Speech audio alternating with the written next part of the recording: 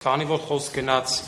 մեծ պահանջարկ ունեցող նոր չափորոշիչներով հաշվառման համարանիշերի եւ առանձնահատուկ պահանջարկ ունեցող համարանիշերի տարբերության մասին, որպես իրազեկում քաղաքացիներին, հավելեմ հետեւյալը, որ առանձնահատուկ պահանջարկ ունեցող հաշվառման համարանիշերը հնարավոր է ձեռք բերել միայն էլեկտրոնային աճուրդի մասնակցության միջոցով։ Իսկ նոր չափորոշիչներով մեծ պահանջարկ ունեցող համարանիշերը քաղաքացին կարող է ավելի հեշտ ձեռք բերել կոնկրետ տրանսպորտային միջոցը հաշվառման գործընթաց իրականացնելուց հստակ սահմանված արժեքի վճարմամբ կարող է ստանալ։ Ուղիղ ձեռքբերման մասին է խոսքը, աճուրդի մասին չէ։ Եվ նոր չափորոշիչներով մեծ պահանջարկ ունեցող համարանիշերի վրա տարածվում են նաև նախկինում գործող մեծ պահանջարկ ունեցող համարանիշերի իրավահարաբերությունները, այսինքն քաղաքացին երբ օրինակ վճարեց 250,000 դրամ եւ ձեռք բերեց նոր 0 չափորոշիչներով հաշվառման համարանիշ, կարող է օգտագործման իրավունքով օգտագործել եւ տրանսպորտային միջոցը հաշվառումից հանելուց հետո 6 ամիս պահպանվում է վերջինիս անվամբ։ 6 ամսվա ընթացքում, եթե համարանիշը ձեռք բերողը այլ տրանսպորտային միջոց չի ներկայացնում հաշվառման, նա կարող է նաև տրամադրել իր մերձավոր ազգականին։ Իսկ եթե անձամբ ինքը չի հաշվառում իր մեքենայի վրա եւ չի տրամադրում մերձավոր ազգականին, 6 ամիս հետո այդ համարանիշերը արդեն ներառվում են ազատ համարանիշերի ցանկում եւ կարող է այլ քաղաքացի ձեռք բերել։ Այսինքն ընդհանուր կարգավորումների իմաստով էլ որևէ բան չի փոխվել։ Ավելացել են միայն նոր չափորոշիչներ եւ սահմանվել են դրանց գները։ Առավել ևս ոչինչ չի փոխվել առանձնահատուկ պահանջարկ ունեցող համարանիշների իմաստով։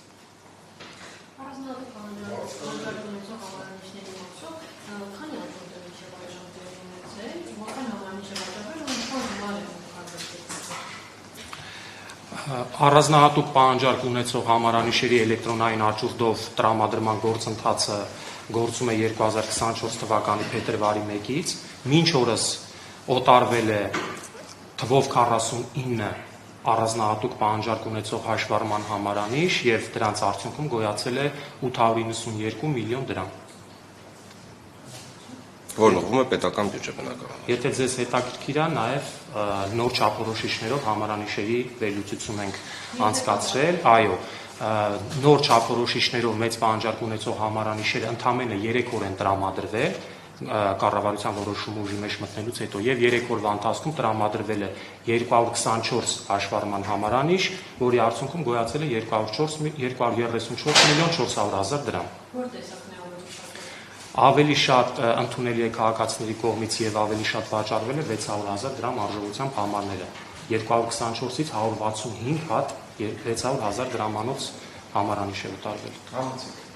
Ուզում վաղտել, թե ինչ ստատուստիկա կա, այսինքն 2-0-ով, 3-0-ով էլ դիտեց այգում վարակ կարել, 2-0-ով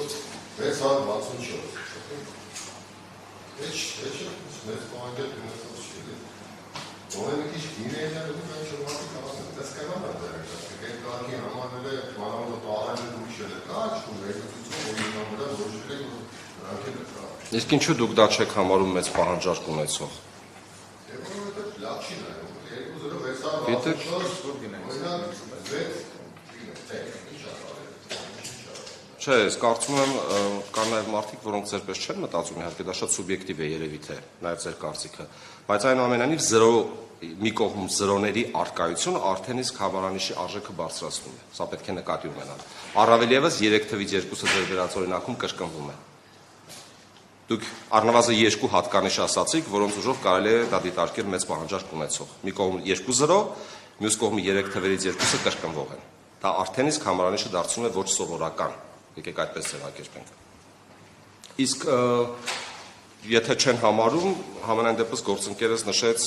վիճակագրական թվեր, որոնք հակառակի մասին են վկայում, այսինքն հարությունը, եւ ես նշեցի իմ խոսքում, մենք այս փոփոխությանը գնացել ենք ոչ թե այդպես ուղղակի, այլ նաեւ հանրային կարծիք ենք հետազոտել։ Եվ այսօր վիճակագրությունը արդարացնում է հանրային կարծիքը։ Իհարկե։ Հենց 3 օրվա փորձը վաճառված համարների ցույց է տալիս, որ կատարված փոփոխությունը կարող ենք համարել արդարացված։